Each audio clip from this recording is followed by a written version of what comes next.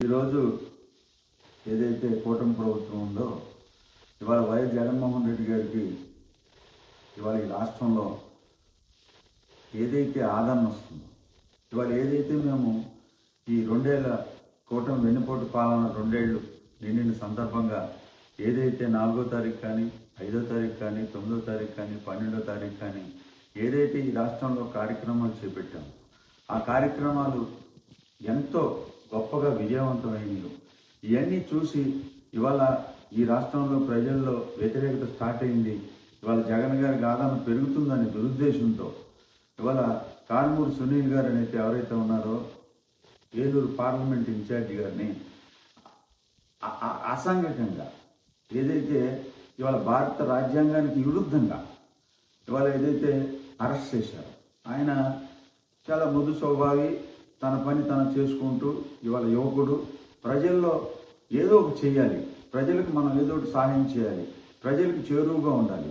దాని వైఎస్ఆర్ కాంగ్రెస్ పార్టీ తరఫున ప్రజల్లోకి ముందుకెళ్ళి ప్రజలకి సహాయ సహకారాలు అందించాలన్నంత మంచి ఉద్దేశంతో రాజకీయాలు రావడం జరిగింది.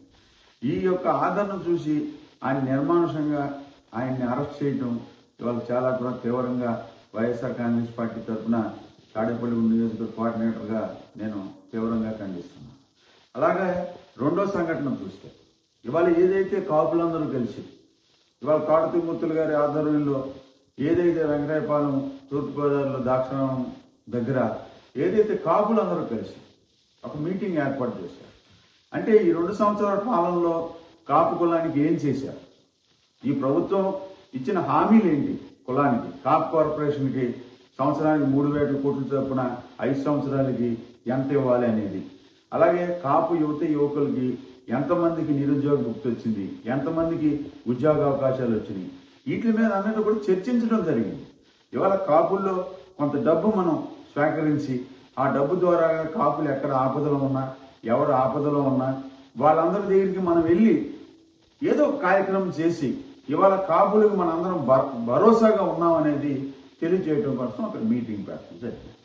ఆ మీటింగ్కి ఎవరైతే మన కాకినాడ రూరల్ ఎమ్మెల్యే గారు పంతం నానాజీ గారు ఉన్నారు, మామూలుగానే ఆయన కొంచెం దూకుడు స్వభావి. ఆ దూకుడు చూసాం మనం ఒకసారి మెడికల్ కాలేజీ సూపరింటెండెంట్ మీద ఎలాంటి బూతులు పదజాలం చేసి వ్యవహారం చేశారో మనం అంతా ఒకటి చూసాం. ఆయన కొంచెం దూకుడుగా మాట్లాడే తత్వం, ఆయన ఏం మాట్లాడుతున్నాడో అర్థం అవట్లా. వాళ్ళకి ప్రెచ్యువేషన్ స్టార్ట్ అయింది. ఏదైతే జగన్మోహన్ రెడ్డికి వైఎస్ఆర్ కాంగ్రెస్ పార్టీకి వచ్చే ప్రజాదరణ చూసి వాళ్ళు ఒక ఆందోళన స్టార్ట్ అయినట్టుగా నాకు అనిపించింది. ఆయన మాట్లాడుతా జగన్మోహన్ రెడ్డి గారు ఇవాళ ఇందిరాగాంధీ తర్వాత, నరేంద్ర మోడీ గారి తర్వాత అంత ప్రజాదరణ నాయకుడు. ఇవాళ మీరు కూటమి ముగ్గురు కలిసి పోటీ చేసిన 40% ఓట్ బ్యాంక్ ఉన్నటువంటి నాయకుడు, మాజీ ముఖ్యమంత్రి, ఒక పార్టీకి అధ్యక్షుడు. మీరు మాట్లాడిన పదజాలు ఏంటండి? బాంచార్ రా నా కొడక ఇక్కడ పోటీ చేయాలి, ఆయన బుద్ధి ఉందా? అంటే మా నాన్న ఆనందమా కేడుతున్నా, ఏం మాట్లాడుతున్నావు? అదే మాట నీ నాయకుడిని అంటే ఇప్పుడు నువ్వేదైతే పదజాలం వాడావో అదే పదజాలాన్ని మీ నాయకుడిని అంటే మాకు సంస్కారం అడ్డొస్తుంది.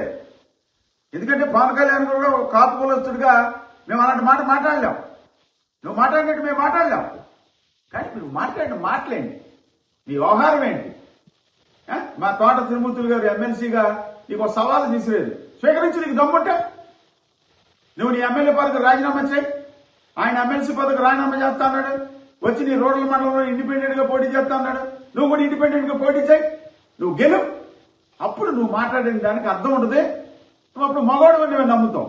అంతేగాని నీ ఇష్టం వచ్చినట్టు మాట్లాడి అసలు మీ జనసేన ఎమ్మెల్యేలందరూ కూడా అంతే, ఇప్పుడు నోటుకు వచ్చినట్టు మాట్లాడతాం మొదలైతే ఏం మాట్లాడుతున్నారో ఏం చెందుతున్నారో అనేది ఏం అర్థం అవట్లా. ఇవాళ కొత్తగా ఒకడు మా జిల్లాలో ఆ విలేకరులను పట్టుకుని అమ్మకి ఐగే పుట్టాడా అంటే అలా ఏంటి ఆ పదజాలం ఏంటి? అమ్మకి ఐగే పుడతాం ఏంటి? ఏం మాట్లాడుతున్నారు? డబ్బు అనే మదం కళ్ళు బయలు గమ్మి మదం ఎక్కువ కొట్టుకుంటున్నారు మీరు అందరూ. ఏం మాట్లాడుతున్నారు అంటే మీకు ఈ పదవులు ఇవన్నీ మీకు శాశ్వతమా? మీకు శాశ్వతమా అని అడుగుతున్నా. మీరు ఏంటో వంశపారంపర్యంగా పదవులు మీరే ఉంటారా? ఉండరు కదా. మరి గవర్నమెంట్లు మారుతాయి, పార్టీలు మారుతాయి, వాళ్ళ ప్రభుత్వాలు మారుతాయి. ప్రజలకు మనం దగ్గరగా ఉండాలి. మనం నిజాయితీ పరులమా లేకపోతే మనం ఎంత గొప్పవాళ్ళం అనేది మనం చెప్పుకోకూడదు. డబ్బా ప్రజలు చెప్పాలా, ప్రజలు చెప్పాలా. అవి కూడా చెప్పాలా. ఇవాళ ఏదైతే ఇవాళ ఈ రాష్ట్రంలో జరుగుతుందనేది తప్పది. ఇవాళ ఏదైతే ఇవాళ విలేకరుల విధంగా ఇవాళ తాడేపల్లిగూడెం ఎమ్మెల్యే గారు ఏదైతే విలేకరులు అలా మాట్లాడారో అది చాలా తప్పు. మీరు క్షమాపణ కోరాలి. మీరు ఏదైతే విలేకరులు మాట్లాడారో ఆ మాటను కూడా మీరు వెనక్కి తీసుకోవాలి.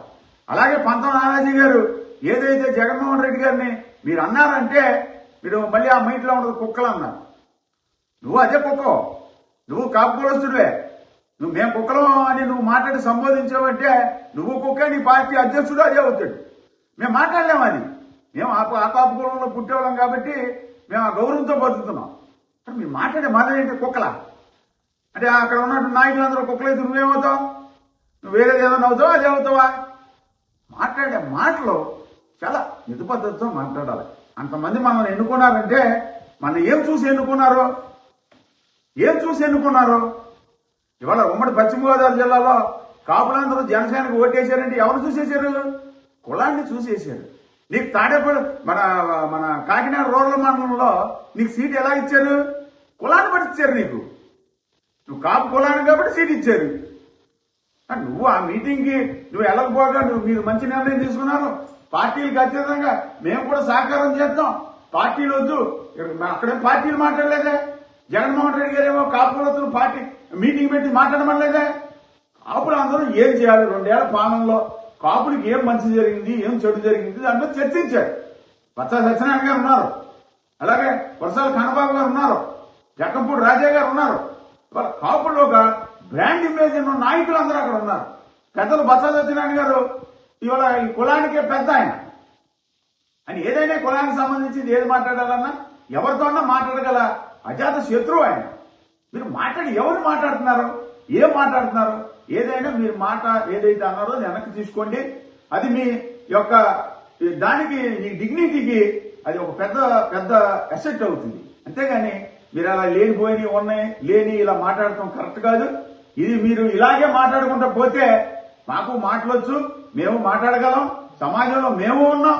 కాబట్టి మీరు ఇవన్నీ కూడా ఈ పనికిమాలిన మాటలన్నీ మానేసి గౌరవించడం నేర్చుకోండి. ఇవాళ కాపు కులం అనేది మీ వెనకాల ఉంటది, మీ పార్టీ వెనకాల ఉంటది, వైఎస్ఆర్సీపీ వెనకాల ఉంటది, తెలుగుదేశం వెనకాల ఉంటది, బీజేపీ వెనకాల ఉంటది. ఎవరికి నచ్చిన వాళ్ళు ఉంటారు. ఏ పార్టీలు ఎవరున్నా కులం కోసం పోరాటం చేయడానికి ఆ మీటింగ్ పెట్టాం తప్ప ఇందులో ఏం స్వార్థ ప్రయోజనాలు ఎవరికి లేవు. కాబట్టి మీరు అన్న మాట ఇమ్మీడియట్ గా వెనక్కి తీసుకోవాలి.